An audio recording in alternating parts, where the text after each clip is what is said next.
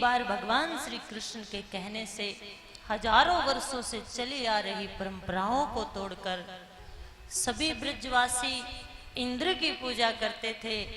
मात्र एक बार भगवान श्री कृष्ण के कहने से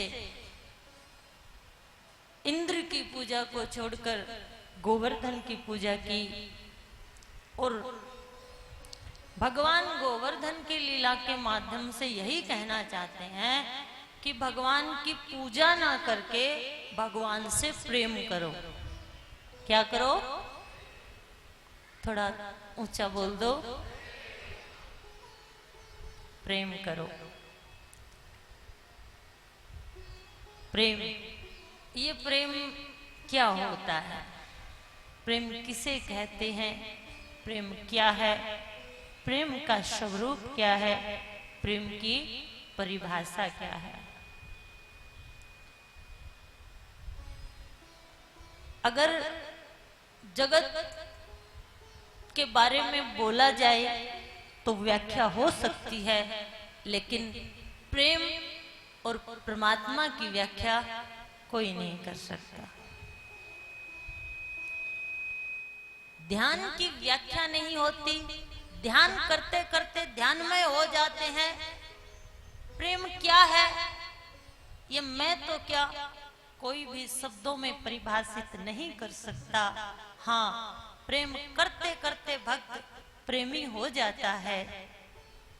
जिस प्रकार फूल की सुगंध और वस्तु के स्वाद को तुम उसकी व्याख्या नहीं कर सकते, उसी प्रकार प्रेम की भी कोई व्याख्या नहीं कर सकता। प्रेम कहने का नाम नहीं, प्रेम करने का है, किया जाता है। विज्ञान में पहले परखा जाता है और फिर किया जाता है, लेकिन जीवन में और आध्यात्मिकता में पहले किया जाता है और बाद में परख होती है। बोलना पड़ेगा हमारा। प्रेम, प्रेम का स्वरूप, जिससे प्रेम हो। ब्रिज की कहानियां, ब्रिज की कथा आपको सुना सकती हूं। अगर इन कथाओं को सुनते सुनते आपको प्रेम हो जाए, और अगर आपको प्रेम हो भी गया तो आप किसी को बता नहीं सकते, दुनिया बता देगी। आपको सिर्फ प्रेम करना है। आपको प्रेम है ये आप नहीं, आपको दुनिया बता देगी। प्रेम की यही भाषा है, यही परिभाषा है कि प्रेम देना है, प्रेम अपने आप को मिटाना है, प्रेम किसी का हो जाना है, प्रेम में खो जाना है। प्रेम समर्पण की भावना है, प्रेम आत्मा का विस्तार है, प्रेम पाना नहीं है, प्रेम किसी को अपना बनाना नहीं है। प्रेम तो स्वतः एक बंधन है, जिस बंधन में भगवान भी भक्तों के अधीन होकर बंध जाते हैं। अगर 24 घंटे में से निकालने से भी किसी वस्तु या व्यक्ति की याद आपके हृदय से ना निकले, तो समझ लेना आपको उस व्यक्ति या वस्तु से प्रेम है। बोलना पड़ेगा। पता कैसे लगेगा? कोई भी किसी भी विषय पर बात करे, लेकिन थोड़ी देर में आपके जो मन में है, जिससे आप प्रेम करते हो, आप उस विषय को बार बार लेके आओगे। ये प्रेमी व्यक्ति की पहचान है। वो प्रेम चाहे पति से हो, बच्चे से हो, संसार से हो, व्यक्ति से हो या पैसे से हो। माँ अपने बच्चे से प्रेम करती है, प्रेम के लिए प्रसव पीड़ा सहती है, इतनी पीड़ा होती है, लेकिन बच्चे को जन्म देते हुए माँ बनने के सुख से वो उस पीड़ा को सह लेती है, क्योंकि माँ बच्चे से प्रेम करती है।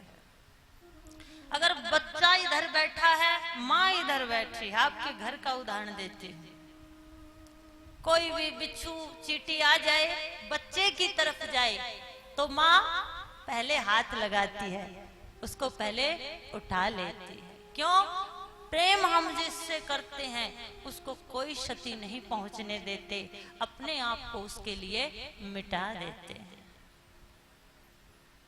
प्रेम में बात मानी नहीं जाती, मनवाई नहीं जाती, मानी जाती है। इसलिए भगवान ब्रजवासियों से कहते हैं पूजा नहीं, प्रेम करो। और वो प्रेम जगत में अगर किसी वस्तु से हुआ है, व्यक्ति से हुआ है, और उस व्यक्ति ने जब चोट पहुंचाई है तो किस शरीर के अंग काम के बगैर नहीं रह सकते। अब कितनी देर बैठोगे? सारा दिन बैठ के नहीं रह सकते, खाली नहीं बैठ सकते। जिस प्रकार शरीर के अंग बिना काम के नहीं रह सकते, उसी प्रकार ये छोटा सा दिल भी बिना प्रेम के नहीं रह सकता। बोलना पड़ेगा हमारा। हाँ, आपके शरीर में कितने ही दो हैं? कितने दो हैं? देखने वाली आंखें दो हैं, उनके ऊपर अबरू दो हैं, दो होठ हैं, दो कान हैं। और जब माया अध्यापक थप्पड़ मारता था तो थप्पड़ लगने वाले ये गाल भी दो हैं या नहीं है? दो दो दो हाथ, दो कोहनियां, दो हथेलियां, दो अंगूठे, दो कोख, दो पैर। और बुढ़ापे में कहते हो ना कि घुटने में बड़ा दर्द है, तो दर्द करने वाले वो घुटने भी दो ही हैं। बोलना पड़ेगा। दो पैर, दो तलवे, दो एड़ियां हैं, दो आंत, दो फेफड़े हैं। और सारी सृष्टि की सुगंध जिसको हम महसूस करते हैं, वो नाक तो एक है लेकिन उसके नथने दो हैं। लेकिन इतने दो होते हुए भी हमारे शरीर में दिल एक है। दिल एक है, एक धरती है, एक आकाश है, एक सूरज है, एक चंद्रमा है, और हमारा हिंदुस्तान भी एक ही है। बस प्रेमी जिससे हम प्यार करते हैं, वो चाहे भाई हो, प्यार इंसान के लिए होता है, इंसान प्यार के लिए होता है। प्यार पे शक करने वालों, प्यार तो भाई और बहन का भी होता है। हाँ, जिससे प्यार होता है, चाहे वो व्यक्ति है, वस्तु है, पैसा है, वो एक दिल में समा जाता है। हम सबकी एक प्रेम कहानी है। बोलना पड़ेगा हमारा, क्योंकि हम सबके पास एक दिल है। किसी की कहानी पूरी है, किसी की कहानी अधूरी है। दिल में प्रेम है, लेकिन इन समाजों के कारण, इन नकाबों के कारण, इस दुनिया के कारण, इस छोटी सी प्रेम कहानी को हम सब अपने दिल में छुपाए बैठे हैं। लेकिन कितना ही छुपाइए, कितना ही छुपाइए, प्रेम प्रकट हो जाता है। अगर जीवा कुछ नहीं कहती तो ये राखें और हाव भाव बता देता है कि आपको किससे प्रेम है। ब्रजवासियों को भगवान श्री कृष्ण से प्रेम था। पुरानी परंपराओं को तोड़ने में समय लगता है, और पुरानी परंपराओं को तोड़ भी वही सकता है जो अनंत प्रेम भगवान से करता हो। जैसे ही हजारों वर्षों से चली आ रही गोवर्धन की पूजा को छुड़वाया, इंद्र कुपित हो गया, मेघों को भेजा, इतना जल बरसा दो, इतना जल बरसा दो, ब्रिज को डुबो दो। लेकिन जब भगवान ने ब्रजवासियों से कहा इंद्र की पूजा छोड़ दो, तो भगवान के कहने से ब्रजवासियों ने इंद्र की पूजा छोड़ दी। प्रेम में तू मैं नहीं होता। प्रेम में एक ने कही, दूजे ने मानी, और दोनों।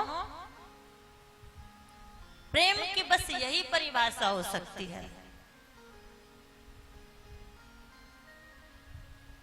तू मुझे जान ले, मैं तुझे जान लूं, तू मेरी मान ले, मैं तेरी मान लूं। बस आइए, तो मैं प्रेम क्या है, प्रेम की परिभाषा क्या है, स्थिति क्या है, शब्दों में बयान नहीं कर सकती। तो प्रेम की पहली स्थिति, प्रेम में बात मानी नहीं, मानी जाती है, मनवाई नहीं जाती।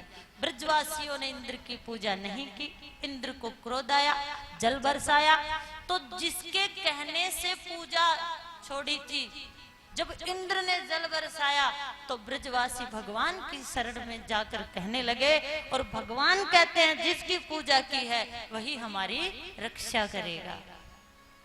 7 वर्ष के भगवान ने 7 कोस के पर्वत को उठा लिया और सभी ब्रजवासियों को अपने साथ ले लिया। बोलिए श्री गोवर्धन महाराज के। 7 कोस का गोवर्धन पर्वत, उसको भगवान उठाए हैं, सभी ब्रजवासी उसके नीचे हैं।